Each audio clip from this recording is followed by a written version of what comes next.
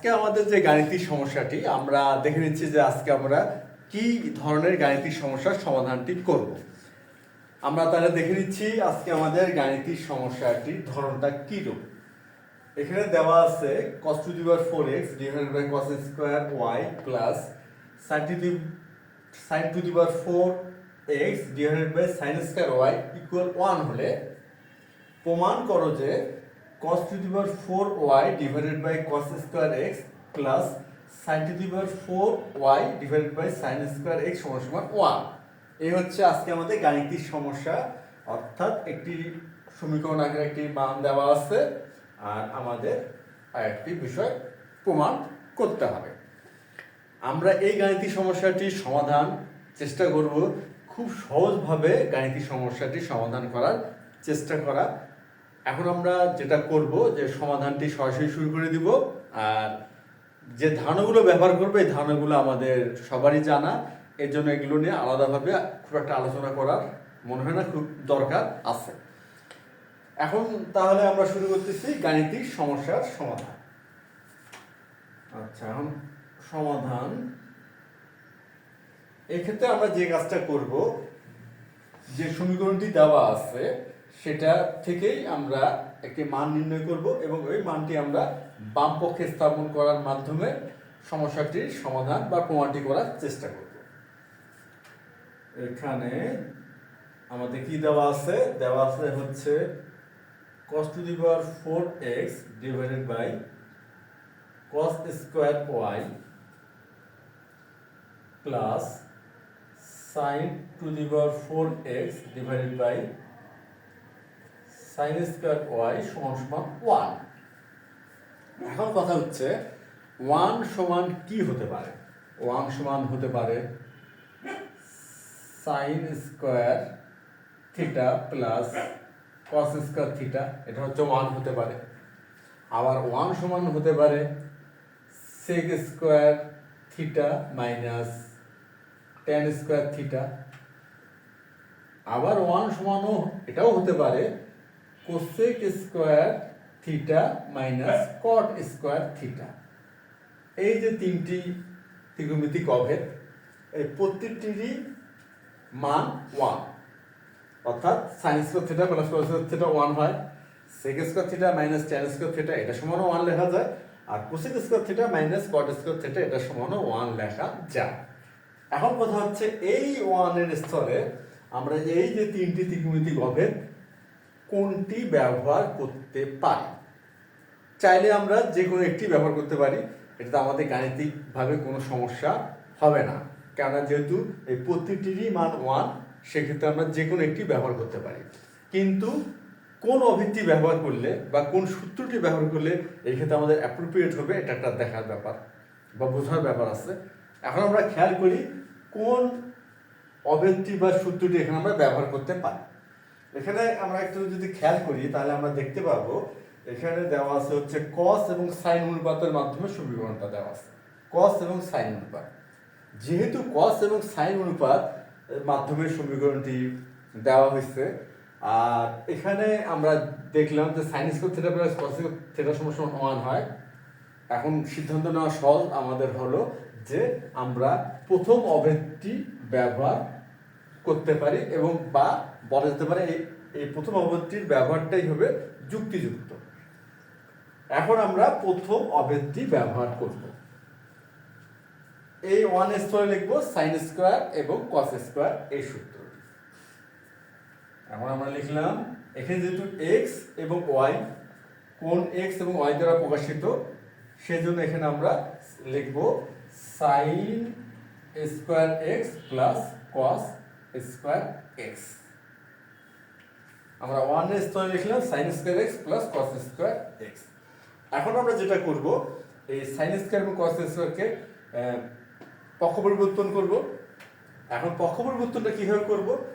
এখানে cos অনুপাত আছে প্রথম পদটাতে, এই জন্য cos স্কয়ার x কে এর সাথে মিলাই নেব, অর্থাৎ প্রথম পদের সাথে মিলাই লিখব, অর্থাৎ আর sin স্কয়ার x কে লিখব দ্বিতীয় পদের সাথে।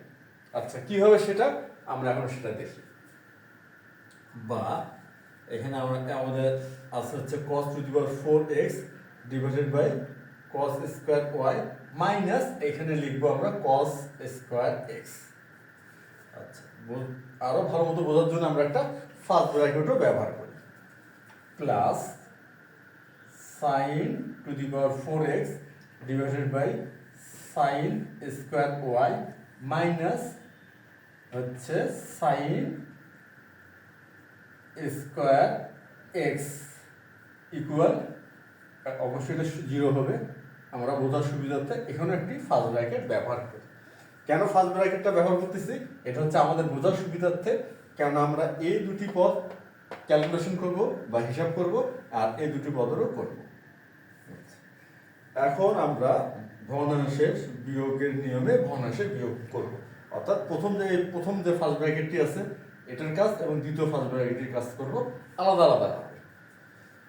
এখানে লসাগু হচ্ছে cos স্কয়ার y, আর এখানে হবে হচ্ছে cos to the power 4x minus cos square x into cos square y plus এই ক্ষেত্রে কি হবে? এই ক্ষেত্রে লসাগু হবে হচ্ছে sin স্কয়ার y, আর আমাদের লবে হবে sin to the power 4x minus sin square x into sin square y।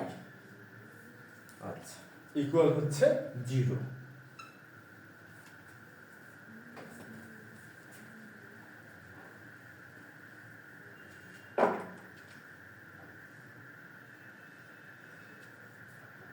বা এখন আমরা একটা বিষয় খেয়াল করি, এখানে আছে cos to the power 4x minus cos square x।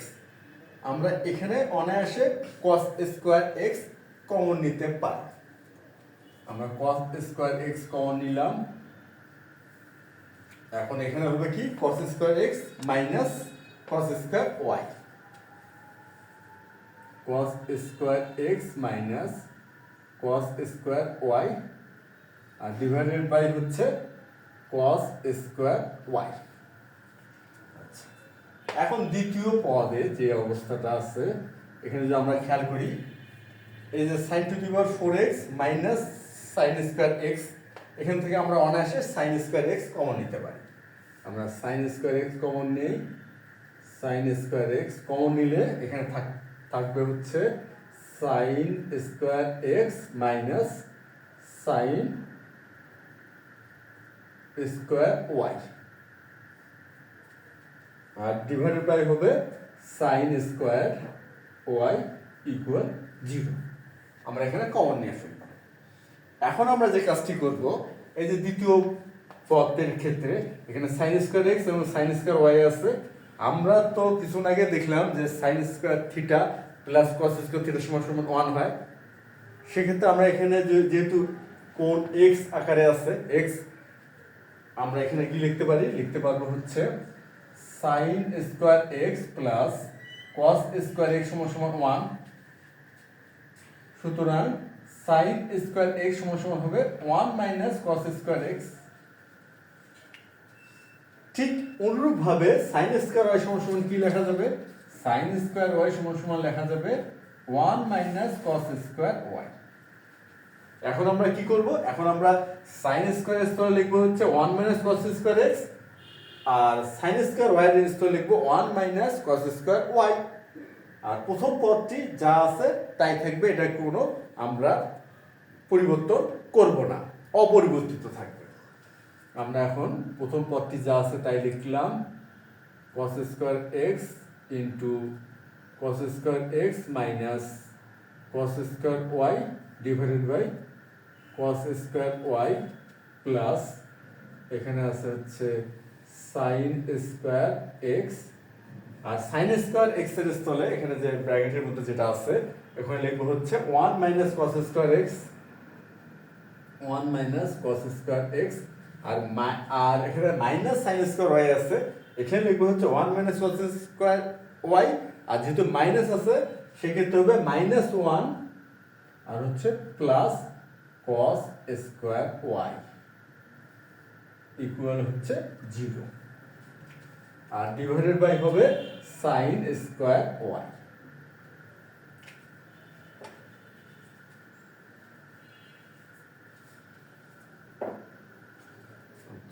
বা প্রথম পদটি অপরিবর্তিত থাকবে, এখানে cos square x into cos square x minus cos square y divided by cos square y plus, এখানে আমরা একটা বিষয় খেয়াল করি, এখানে 1 আর এখানে আছে -1, এখানে কি হয়ে যাবে, 0 হয়ে যাবে।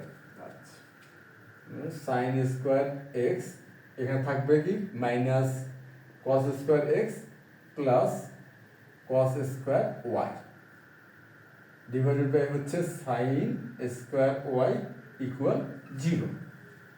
এখন আমরা কি করব, আমরা যদি একটা বিষয় খেয়াল করি, আমাদের প্রথম পদে কি দাঁড়ালো, লবে cos square x minus cos square y, আর দ্বিতীয় পদের ক্ষেত্রে লবে যেটা আসে বা দ্বিতীয় ভগ্নাংশটি যেটা বলি না কেন, এখানে আছে minus cos square x plus cos square y.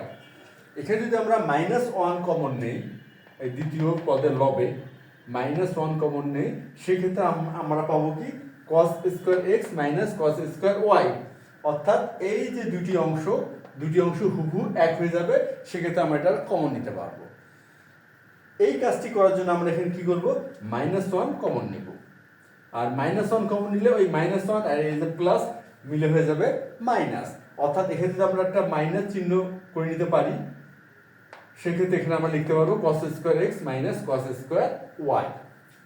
এখন আমরা সেই বিষয়টা এখানে ব্যবহার করি, cos স্কয়ার এক্স ইন্টু হচ্ছে cos square x minus cos square y divided by cos square y, আর এখানে হচ্ছে মাইনাস sin স্কয়ার এক্স, এখানে আমরা লিখতে পারবো cos square x minus cos square y divided by sin square y equal 0। এখন আমরা অনায়াসে cos square x minus cos square y common নিতে পারবো। আমরা কমন নিলাম cos square x minus cos square y, common নিলে এখানে যেটা থাকবে সেটা হচ্ছে cos square x divided by cos square y minus sin square x divided by sin square y equal 0। আমরা কিন্তু সম্পর্কটা দাঁড় করাতে পারলাম মোটামুটি। কি সেটা, এটা হচ্ছে cos square x minus cos square y into cos square x divided by cos square y minus sin square x divided by sin square y equal হচ্ছে 0। অর্থাৎ আমরা এটাকে উৎপাদক আকারে দাঁড় করাতে পারলাম। আর যেহেতু এটা দুইটি রাশির গুণফল 0, তাহলে অবশ্যই এদের যে কোনো একটি অথবা উভয়টি 0 হবে। এখন আমরা লিখতে পারবো হয় cos square x minus cos square y সমান 0, অথবা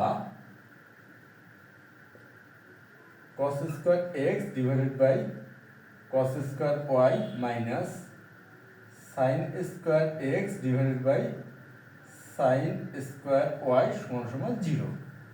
আমরা এভাবে দুটি সম্পর্ক দাঁড় করাতে পারলাম। বা cos স্কয়ার এক্স সমান হবে cos স্কয়ার ওয়াই, অতএব cos x সমান cos y। আমরা কিন্তু একটি সম্পর্ক পেলাম, cos x সমান হচ্ছে cos y। কিংবা আমরা যদি এই অবস্থায় সম্পর্কটি রেখে দিতে পারি যে cos স্কয়ার x সমান cos স্কয়ার y, এটা তো সমস্যা নাই। আর আমরা যেহেতু বর্গ আছে তার বর্গমূল হবে, আমরা সেক্ষেত্রে লিখতে পারি cos x সমান cos y। আর দ্বিতীয় যে সম্পর্কটি পেলাম আমরা, এই যে অথবা, এখান থেকে আমরা আরেকটি সম্পর্ক দাঁড় করাতে পারবো। এখন সেই কাজটি আমরা করব।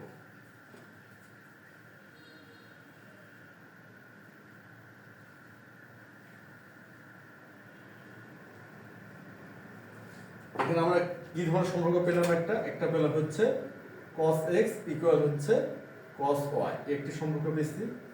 আর অথবা এখন আমরা আরেকটি সম্পর্ক দাঁড় করাবো, সেটা আসবে আমাদের কি cos square x divided by cos square y minus sin square x divided by sin square y equal হচ্ছে 0। আচ্ছা, বা আমরা এখন লিখতে পারবো cos square x divided by cos square y equal sin square x divided by sin square y। এখন আমরা একটা বিষয় খেয়াল করি, এই যে sin square x divided by আছে sin স্কয়ার y, এখানে আমরা কি করতে পারবো, এখানে আমরা sin স্কয়ার x এবং sin স্কয়ার y কে ঠিক রাখলাম, আর এখানে cos স্কয়ার x আর cos স্কয়ার y কে কনভার্ট করে আমরা sin স্কয়ারে নিয়ে যেতে পারবো।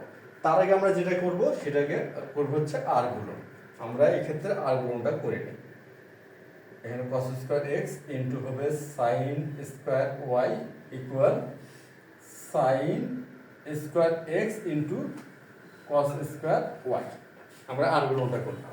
এখানে আমরা cos x এবং cos y এর একটি সম্পর্ক দাঁড় করাইছি, আর আমরা প্রমাণের বিষয়টা যদি খেয়াল করি, এখানে sin y এবং sin x আরেকটি সম্পর্ক আছে। এখান থেকে আমরা চেষ্টা করব sin x এবং sin y এর একটি সম্পর্ক দাঁড় করাইতে। এখন আমরা খেয়াল করি এখানে কি পেয়েছি আমরা, cos x সমান cos y, কিংবা এখানে আরেকটি সম্পর্ক আমরা পাই যে cos স্কয়ার x সমান cos স্কয়ার y। খেয়াল করি এই যে এখানে, হ্যাঁ এখানে কিন্তু আমরা একটা সম্পর্ক পাইছি cos স্কয়ার x সমান cos স্কয়ার y।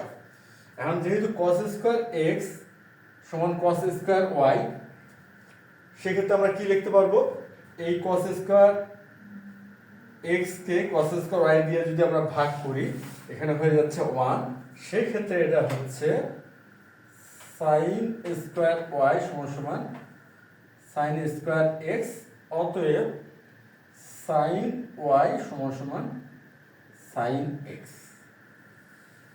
আমরা কিন্তু আরেকটি সম্পর্ক পেলাম।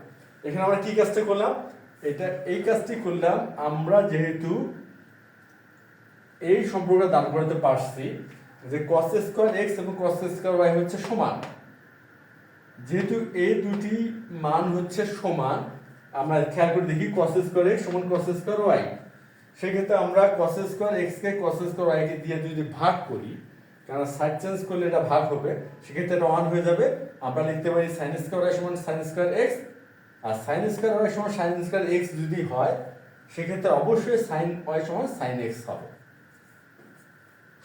আমাদের cos x এবং cos y আর sin x এবং sin y এর মধ্যে একটি আমরা সম্পর্ক পেয়ে গেলাম। এখন আমরা বাম পক্ষ থেকে সমাধানটা করার চেষ্টা করি। এই মান বা এই সম্পর্কগুলি আমরা ব্যবহার করব বাম পক্ষে। এখন আমরা বাম পক্ষটা লিখে নিই। বাম পক্ষ আছে cos to the power 4x divided by cos square x plus sin to the power 4y divided by sin square x। এখন একটা বিষয় খেয়াল করি, এখানে আমাদের কি সম্পর্কটি, cos x সমান cos y। এখন আমরা আচ্ছা এখানে cos to the power 4y আছে, আচ্ছা লিখলাম। এখন cos x সমান হচ্ছে cos y, সেক্ষেত্রে আমরা কি লিখতে পারবো, cos to the power 4y divided by, এখানে লিখতে পারবো হচ্ছে cos স্কয়ার y, কেননা cos y সমান হচ্ছে cos x, সেক্ষেত্রে আমরা cos x এর স্থলে কি লিখতে পারবো, cos y। আর প্লাস আরেকটি বিষয় খেয়াল করি, sin y এবং sin x সমান, সেই ক্ষেত্রে আমরা এই sin x এর স্থলে লিখতে পারবো sin y, যেহেতু সমান। এখন আমরা এখানে লিখবো sin y, স্কয়ার আছে ওই জন্য স্কয়ার দিয়ে নিলাম, আর এখানে থাকবে sin 4y। এখন আমরা ভাগ করব, যেহেতু এখানে হলো cos to the power 4y divided by cos square y, এখানে হবে cos স্কয়ার y, আর ঠিক একই ভাবে এখানে হবে sin স্কয়ার y। আর cos square plus sin square কি হয়, 1 হয়, এখানে হবে 1 সমান সমান হচ্ছে রাইট সাইড। আমাদের প্রমাণটা হয়ে গেল। আমরা এই ক্ষেত্রে বা এই গাণিতিক সমস্যার ক্ষেত্রে কি কাজটা করলাম, আমরা এই কাজটি করলাম, এখানে যেহেতু এই কোণের ভিন্নতা ছিল cos y আর হলো cos x, sin y আর sin x, এই জন্য আমরা চেষ্টা করলাম যে cos y এবং cos x এর কোনো সম্পর্ক দাঁড় করানো যায় কিনা, sin x এবং sin y এর কোনো সম্পর্ক দাঁড় করানো যায় কিনা। এই জন্য আমরা কি করলাম, প্রদত্ত যে সম্পর্কটি দেওয়া আছে অর্থাৎ যে সম্পর্কটি দেওয়া আছে এই সম্পর্কটি ব্যবহার করার মাধ্যমে cos x cos y এবং sin x sin y একটি আমরা সম্পর্ক দাঁড় করালাম। সেই মানটা আমরা বামপক্ষে স্থাপন করার মাধ্যমে প্রমাণটি করে ফেললাম। তাহলে আজ এই পর্যন্তই। ধন্যবাদ তোমাদের সবাইকে।